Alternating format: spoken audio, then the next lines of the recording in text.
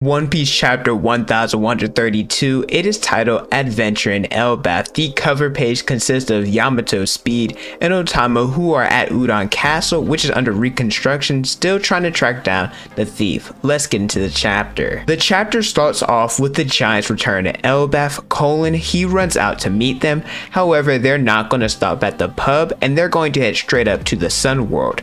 Is excited to meet Luffy, especially after Shanks, someone he looks up to, mentioned, do not forget the name Straw Hat Luffy. Fun fact, a colon in English is two equally sized dots, so I wonder if Oda used this to metaphorically symbolize that Shanks and Luffy are equals. Based on his introduction, Colin reminds me so much of Luffy since they both look up to Shanks and wanted to join his crew. I wonder if after Colin meets Luffy, he says Elbaf and sees how strong and just how good of a guy that Luffy is, he'll switch from wanting to join Shanks' crew and want to join the Straw Hats. I think this would be a cool full circle moment. There is a huge rainbow that is connected to Elbaf, and this is probably inspired by the Bifrost, which is a burning rainbow bridge from Norse mythology. I guess the best example I can give, or like a visual example, is in the movie Thor. Apparently rainbows, they can be drawn with painters, so this particular rainbow is man-made. I'd have to see it in the anime because it's kind of hard to tell in the manga, but the stone could be a rainbow-lated sunstone, one of the rare stones on Earth.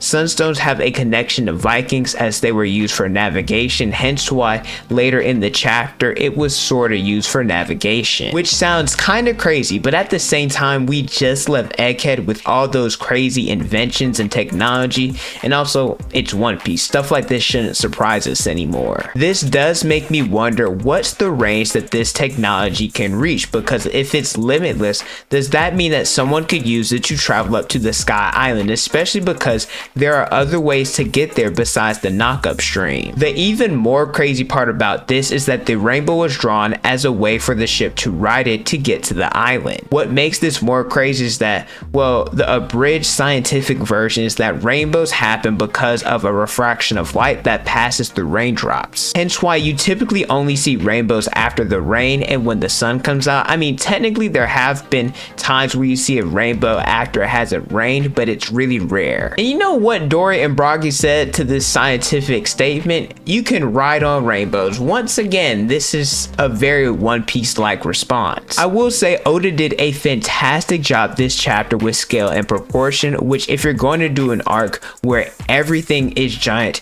you can't have any errors. And also I think he did a great job of just showcasing his talent as an artist. Seeing the ships just sail on the rainbow, you can't convince me that Oda wasn't inspired by Mario Kart's Rainbow Road. Oda just gives off the type of vibe that he was pretty good at that track. I want to highlight Robin and Bonnie really quickly. I love that Robin acts like a mom towards her. Both her and Nami have a soft spot for children, and once their journey is over, I assume that they're going to be moms and they'll be pretty great at it. It's also really cool seeing Bonnie's reaction to different things like the rainbow, since she was sheltered for such a long time. Anytime that she sees something interesting, I just love her reaction. I know that people are going to say that technically she was able to see the world as a pirate, but it just hits different where she doesn't have to hide herself and she can just enjoy it as a kid. The chapter cuts to Luffy, who found his way in Jerd's hand. Luffy, his unintentional riz, it needs to be studied because he has so many different women in this series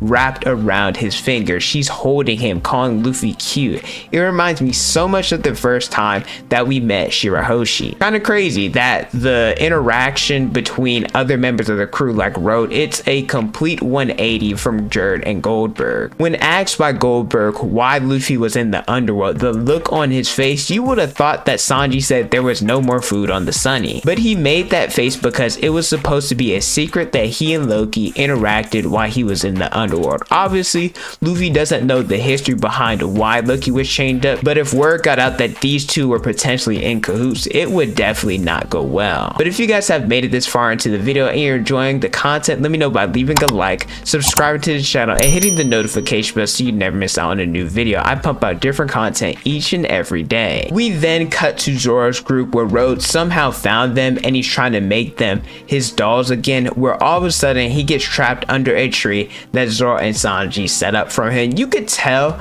back when he was first introduced, but really it was reinforced after this chapter that Road, even though he's a navigator, this brother sure is pretty dumb. Granted, you could still be really good at your craft and at the same time still be dumb as rocks. I mean, look at Zoro, he's great as a swordsman. You could call him a master. There's not many people in the series that is better than him, but in terms of intelligence, I do think Zoro's intelligence is a little bit underappreciated and underrated.